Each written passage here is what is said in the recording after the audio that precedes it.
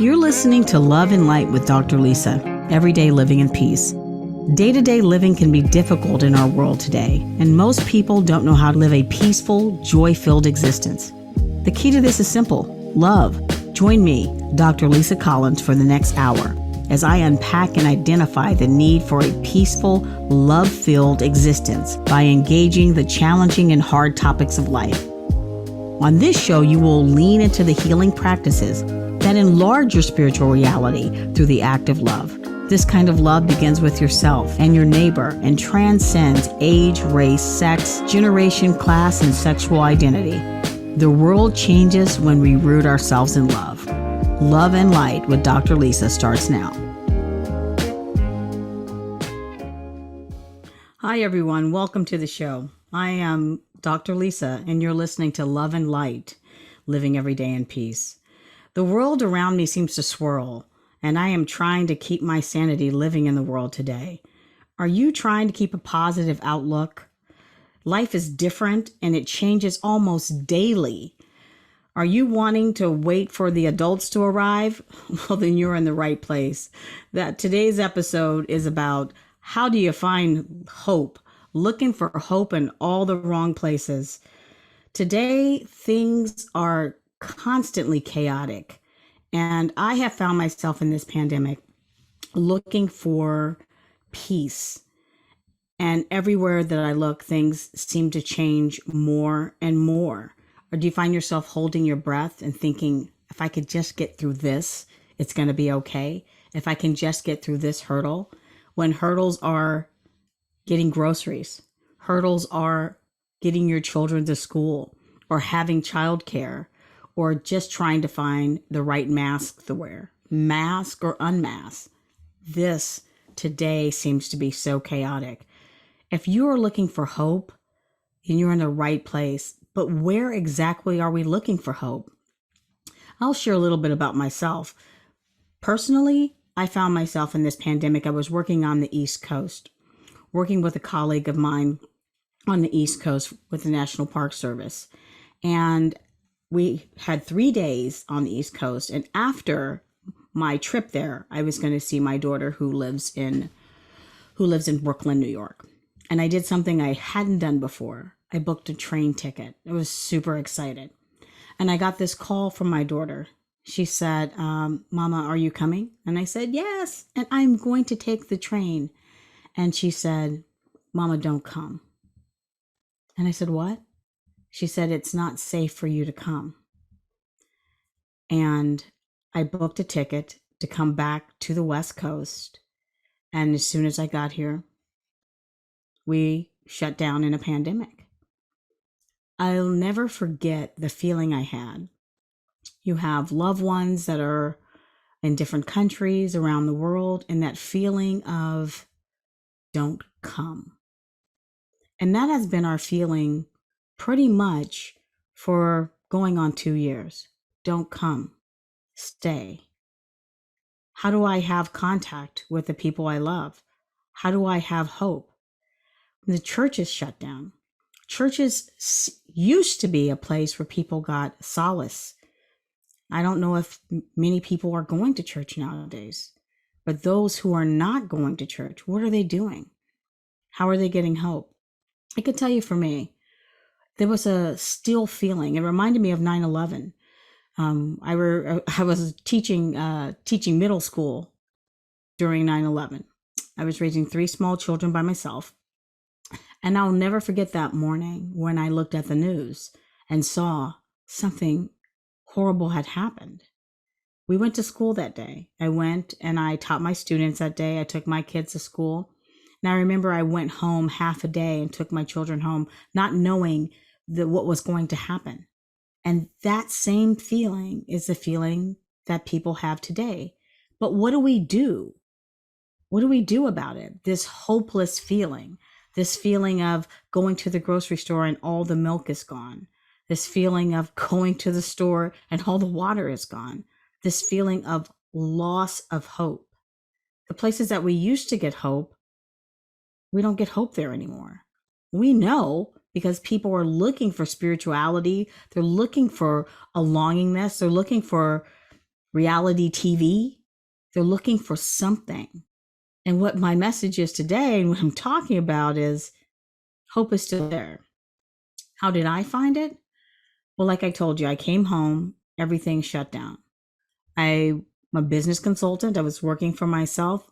All my work shut down. There is this feeling of, is this all there is? And I think fortunate for me that something else happened for me. I was in the middle of writing a dissertation on racial healing.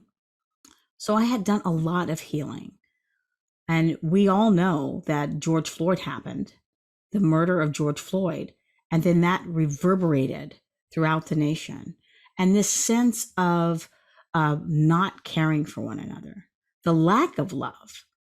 Dr. Martin Luther King said that we know that to get past hatred, we don't do that with hatred. We do that with love. But everyone seems to have their back turned. How in the world are we even going to get to a place that we can connect to one another? Where is the hope?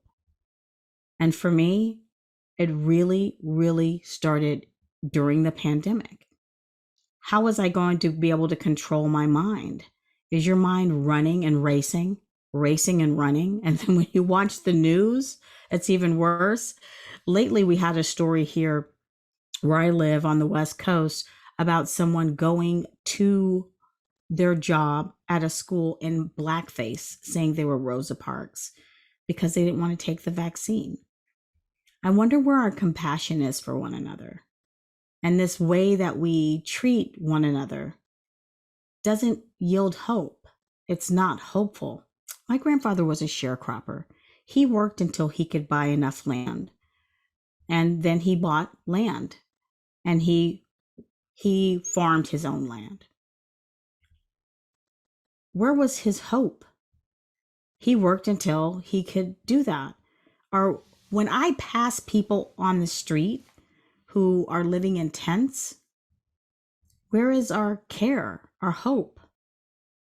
My grandfather came from slaves. He worked hard, but we know that when we look at one another, we really have to change our paradigm.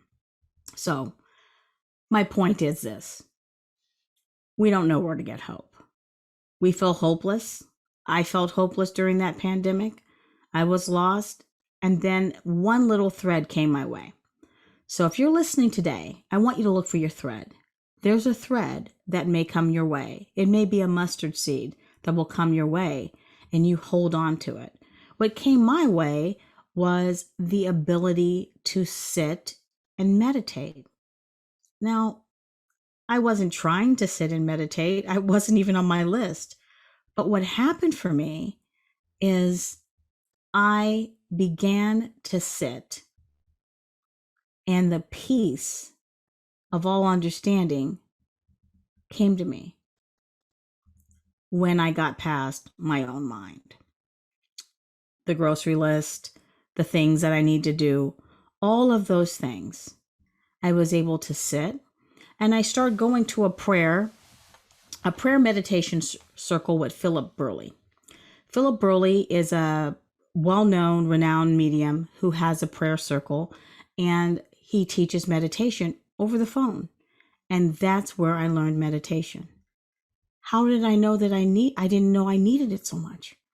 And that's the beginning, one of the beginnings for me. Also, a great master teacher came into my life. Dr. Reverend Adara. She came into my life and she began to teach me about knowing who I really was. And from that beginning, hope began to blossom. Teachers come in and out of my life. Reverend Adara is one teacher. Life coaching is another teacher. And then writing this dissertation was another teacher, where I started to be able to be still. Well, People are locked in their homes. They're afraid. They're not really necessarily feeling the hope. Well, what I'm telling you, well, my experience is I started looking for other people who were doing what I was doing, and I stopped. I stopped. I turned off the news. I turned it off. It wasn't yielding me any positive energy. I began to look for this peace that I got when I was meditating. I began to really lean into what does love my neighbor really, really mean? And am I able to do that in the midst of all the racial discord? Am I really able to love someone else, even if they do not like me, even if they do not care for me? Am I able to? So I think that we've established that the world is crazy. My city, the world is overwhelming, not to mention the social political context of everything that's happening, healthcare, the political divide, issues in the pandemic, all of it. It's nuts. And so what am I going to do for it? Where am I going to turn for solace and peace? How am I going to keep myself safe and okay and still be a good shepherd in this world? If you are thinking any of those things, you're in the right place. You know, I didn't know what I didn't know. And I didn't know that I needed other people, and I didn't know that I needed hope. But I knew that something major was missing. The only thing that I could see out in the world was constant fighting. And that made me scared. It did not make me feel like I was going to be at peace or even make it through the pandemic. So if you're feeling like that, there is hope. There is a way. There is a place. There is a time. It is now. You can stop. You can stop at this very moment and you can have peace. You could live every day in peace if you want to. You have a choice. If these words mean anything to you, if you're thinking like, wait a minute, I feel like that too. I feel like I'm constantly in motion. This is the place for you. This is absolutely what I'm going to talk about today.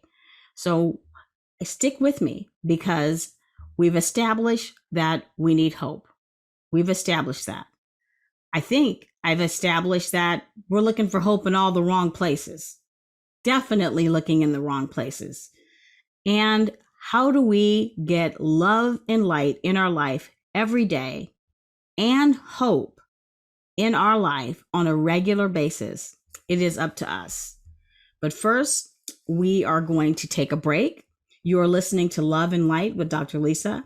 We're going to take a quick break. And when we come back, we will explore more about the fascinating subject of finding hope.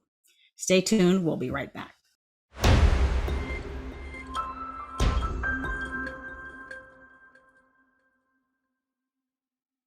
We're back on Love and Light with Dr. Lisa. We are talking about looking for hope in all the wrong places, finding healing communities of support. So in the last segment, we talked about things being crazy and looking for something to bring some kind of solace. And in this segment, we're going to talk about how did that happen?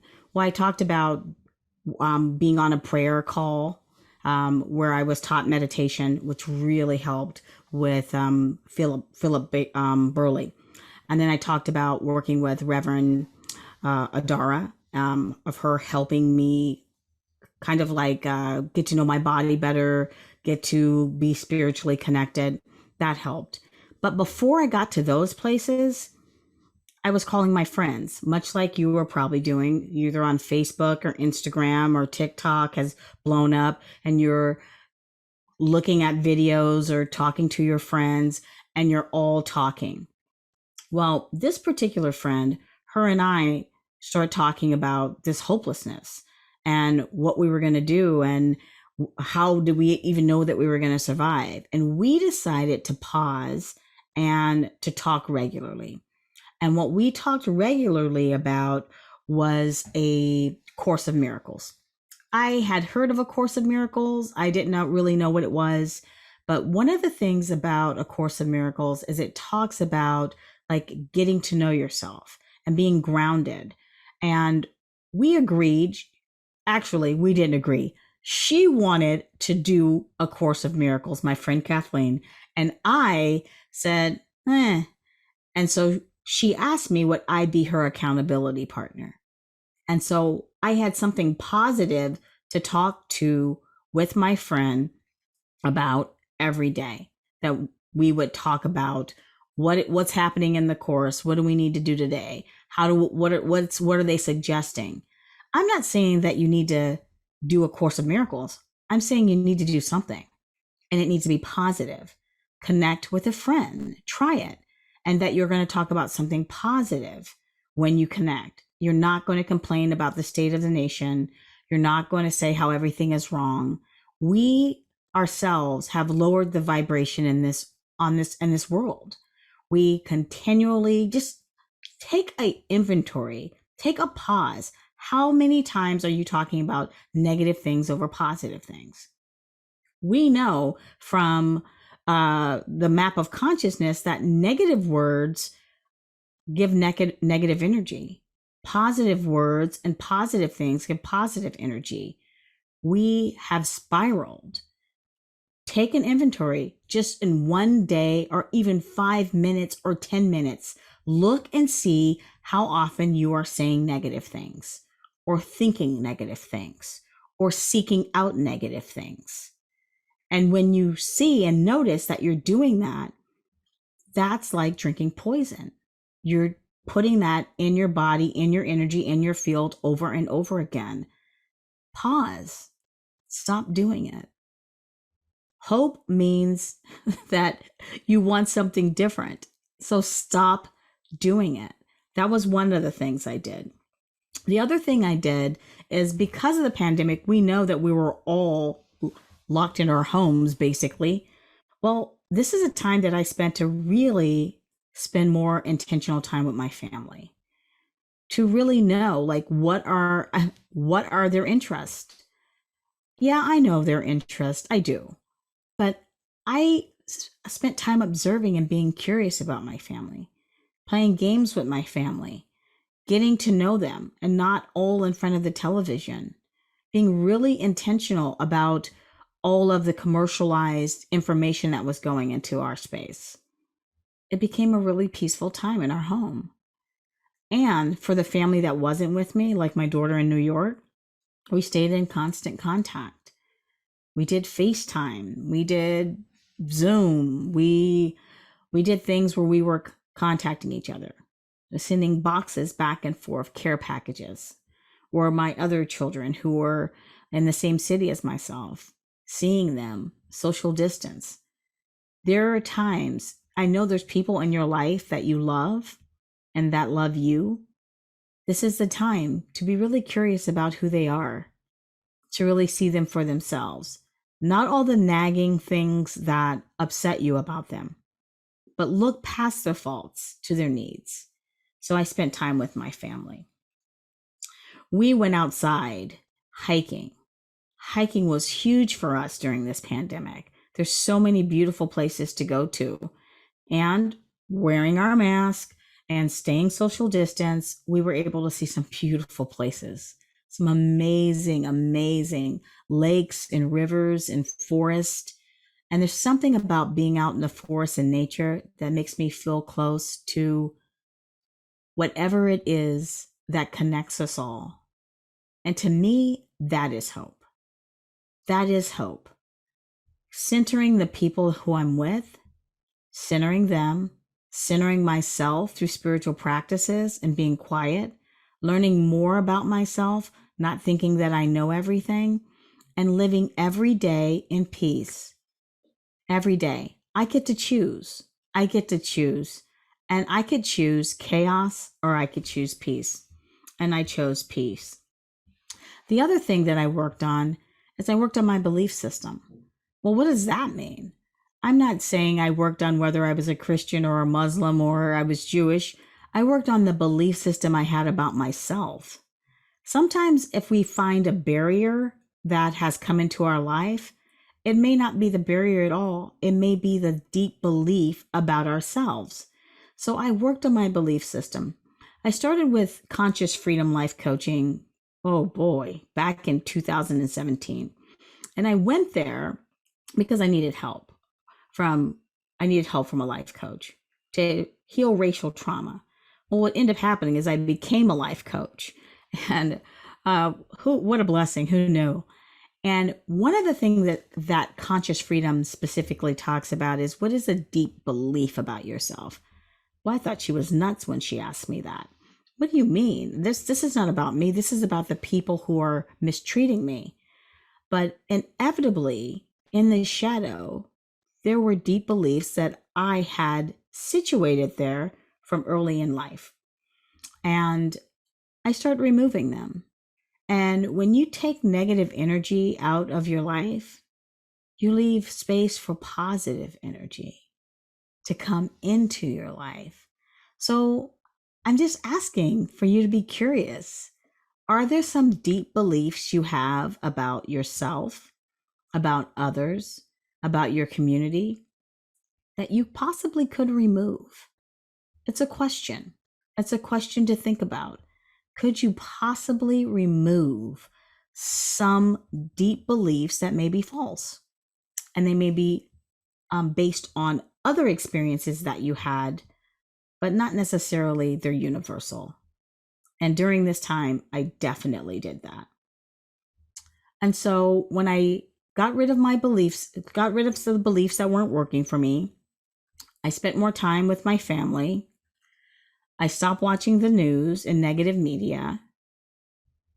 Amazing thing happened. I became a more positive vessel for whatever work I was doing. And during this time, I had written a play about, it was in memory of Jason Eric Washington, who was a gentleman who lost his life. He was killed by college police in Portland, Oregon. And when I heard about his death, there's something in me that just broke. And I sat down and wrote a play in one setting. Now, because of COVID and the pandemic, I submitted the play for a festival and it needed to be filmed. Well, I'm not a filmmaker. Well, I wasn't a filmmaker at that time. And because of what's happening in our world, the play became a film, and the film became a film has been in several film festivals. Be careful what you ask for is a short film in memory of Jason Eric Washington that helps us lean into the discourse that has been happening in our country, especially during the pandemic.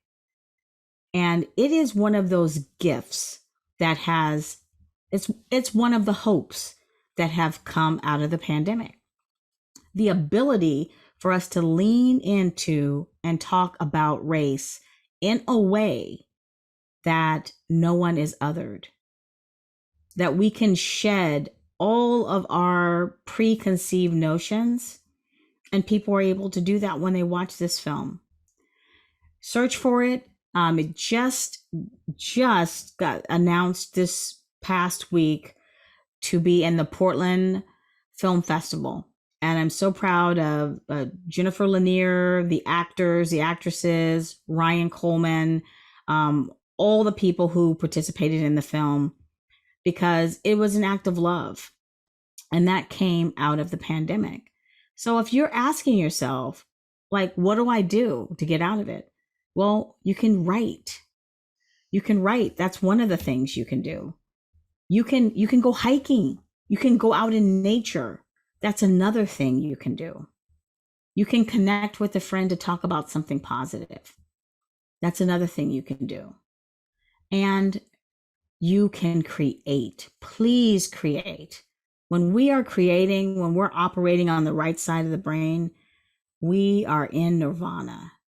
That is a place. Well, I'm not an actor. I'm not a this. I'm not a that. Try to have a positive frame. Who are you? This is the time. This is the time and the place to find out. Been held captive, so to speak. So, if you're looking for hope, here are some things you can do for yourself, and for those around you. And as we get ready to think about, okay, I realize that I need hope. There are some things that I could try. Maybe I'm going to try meditation. Maybe I'm going to try guided meditation. Maybe I'm going to make sure that I take 5 minutes every day to be grateful. Maybe I'm going to use gratitude. Whatever it is, I'm going to do something positive for myself and for those around me. And I'm going to be intentional about it. Very, very intentional. I'm going to be intentional about how and I spend my energy and what energy I put into my field. That alone is going to do wonders and is going to bring some light. I'm Dr. Lisa. You're listening to Love and Light, Living Every Day in Peace. When we come back, we're going to talk about what is hope. We're going to talk about hope some more. So stay tuned. We'll be right back.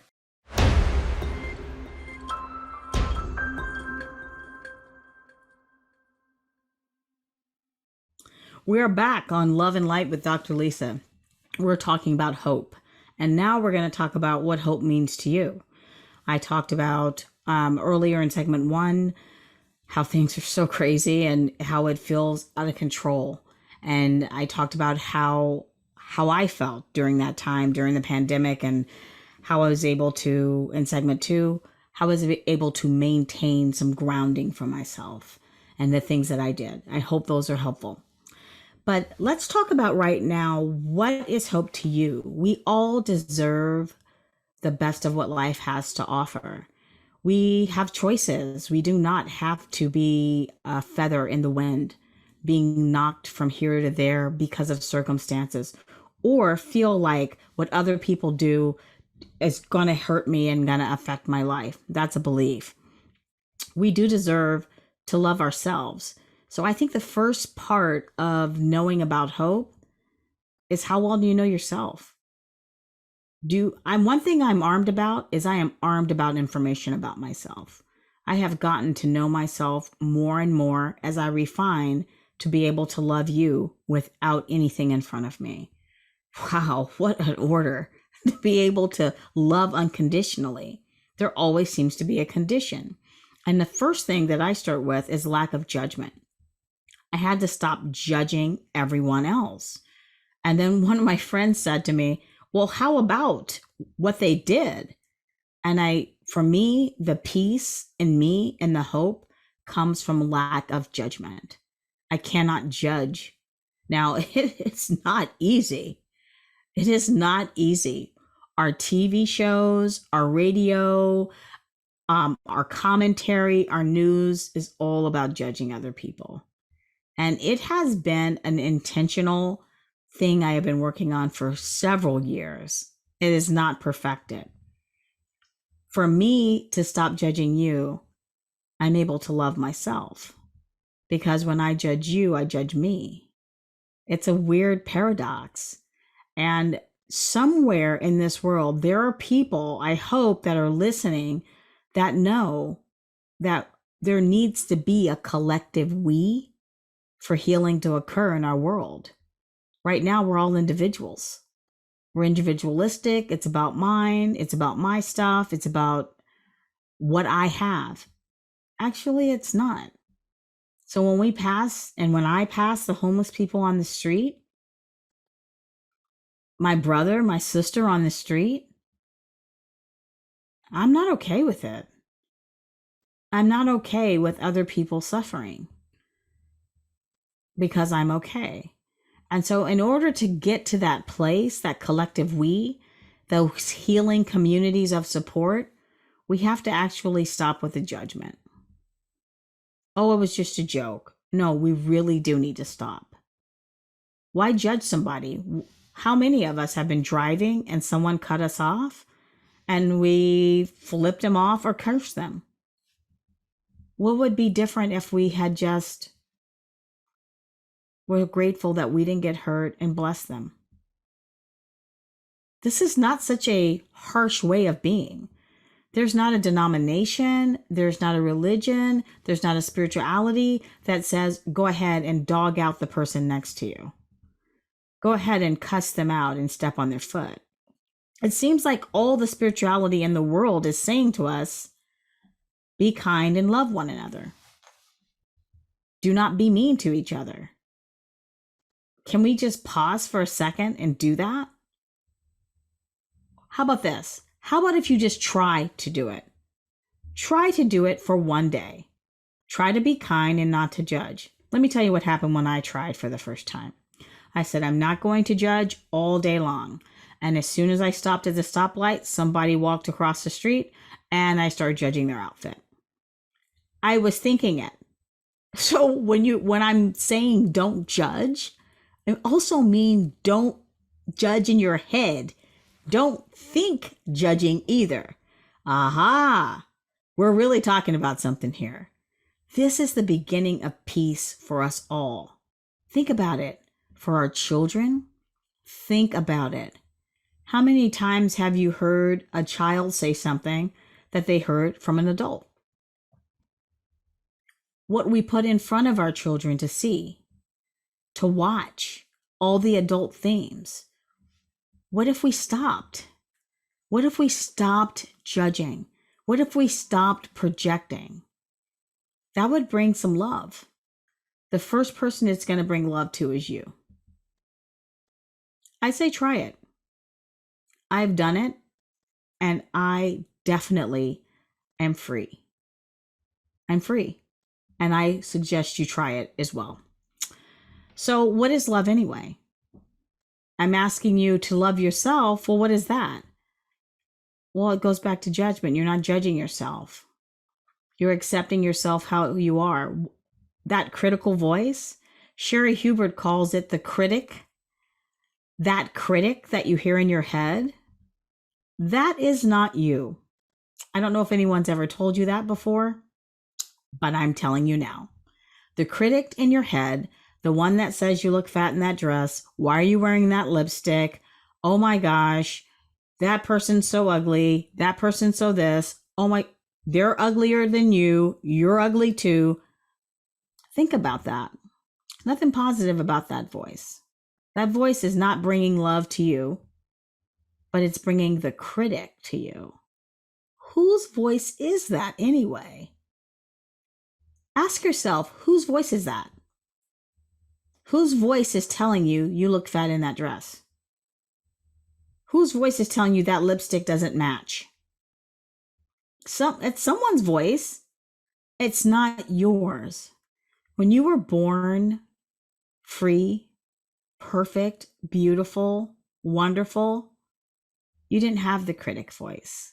The critic voice is something that we acquire as we get older because it is something that we hear. You can put that voice to sleep. What would it be like in your head if you put that voice to sleep? If you just did not listen to it anymore? Well, that's impossible. No, it's not. It's not impossible. It's absolutely possible. There is hope, and there is peace, and there is love inside your mind because you control your mind. Your mind does not control you. Think about it. So I'm asking about hope and saying you must love yourself. You love yourself by not judging others, including yourself. If you're out there and you're judging yourself on a regular basis and saying this is the way it is, that's not true. That's false. It's not true that this is the way it is. My head is quiet most of the time. I am not judging myself most of the time. I think I'm really at 90% at this point, and I've been working hard on it for quite a while. If I can do it, you can do it too. Love yourself. I can't even begin to ask you to love your neighbor when you don't love yourself. How did we get in this place where we all hate each other? We all hate each other based on things like sexuality, the way we look, It's ridiculous. We have to stop this. But we can. We can stop this. It starts first by loving yourself. What in order? I'm asking you to try it. To try it. Try to go 20 minutes without a negative thought in your own head by yourself. I'm asking you to try it. Try to go 20 minutes without having a negative thought about anyone else that you see that crosses your path, whether they're rude to you or not. Try it. Try it. Try to go 20 minutes without putting negative information into your body. News, Instagram, whatever. Try not to do negative. I'm not doing any negative today. I'm just going to have 20 minutes of positive. Try it. And please let me know how it goes. Try it. And then try to put yourself in someone else's shoes. When you see someone else struggling, don't judge them. Don't judge them. Some positive, good light to them. I pray good things for you. And pray means I think good things for you. No more negative images. Try it. Try it for 20 minutes.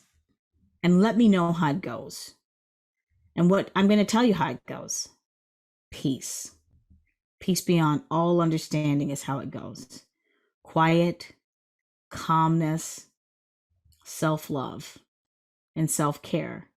When we can do that as a people, our world is going to be a much better place. And I know there's people out there who can do it, who want to do it, who are looking for some kind of peace and some kind of love and hope and some kind of community. I'm your person. I'm the person you're looking for. This is a show you're looking for. So we're going to go to break. You can find out more about Dr. Lisa at educationthroughengagement.com. We're going to go for a quick break, and when we return, we will talk about the tools and finding hope. Stay tuned.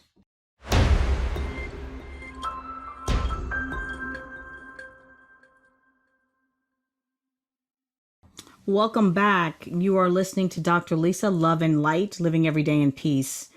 And we are talking about hope.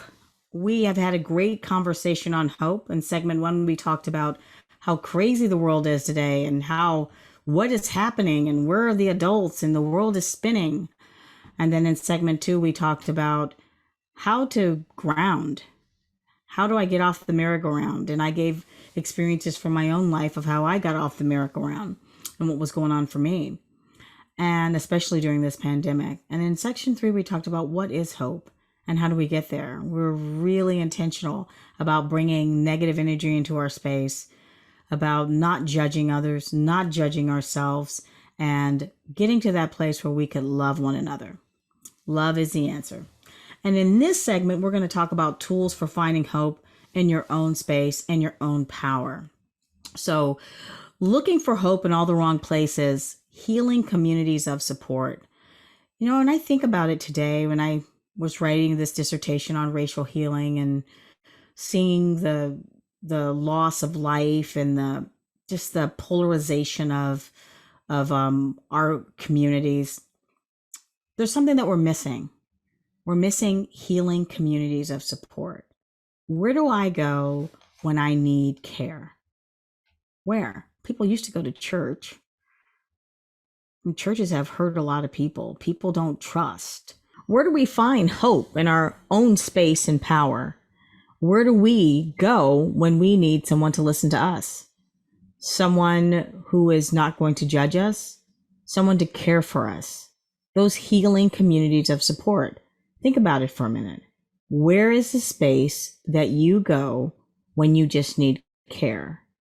Not negative input, not a message of how you didn't do it right, but just care. I think we're missing that. Because if we love each other, we love ourselves first, we don't judge ourselves or other people, we open up our field for the ability to love, the ability to love. And I think that starts in healing communities of support, a place where you can go. So how do you find such a place? Where does this place exist? Where is this magic nirvana of a place? Well, this place starts with you. You first start by finding one person or two people who also want a healing community of support, not a place where you go and dump the things that are bothering you.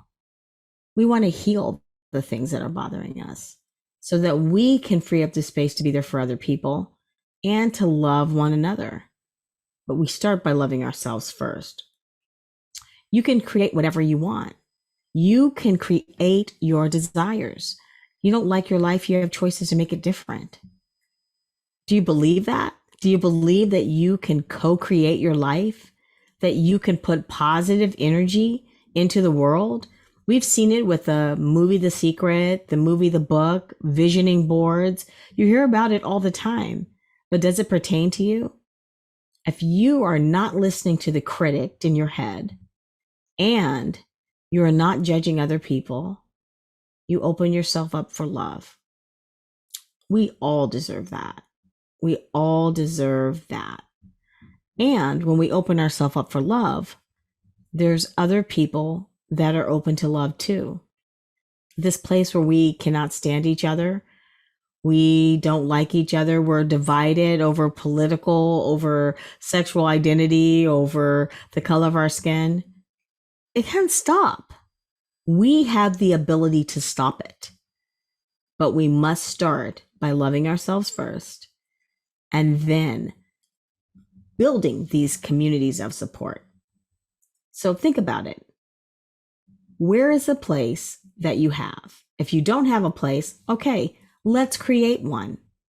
We already talked about hope, looking for hope in all the wrong places. We need healing communities of support in every city all over the world. But let's start with your city. Let's start where you are right now. Build a safe space for yourself. Invite a friend. You may even do meditation together, but it's a positive space where only positive energy is flowing. And you start by, maybe you're meditating. Maybe you're sending good thoughts to a friend. Maybe you're just sharing a meal. Positive energy in a positive place is a healing community of support.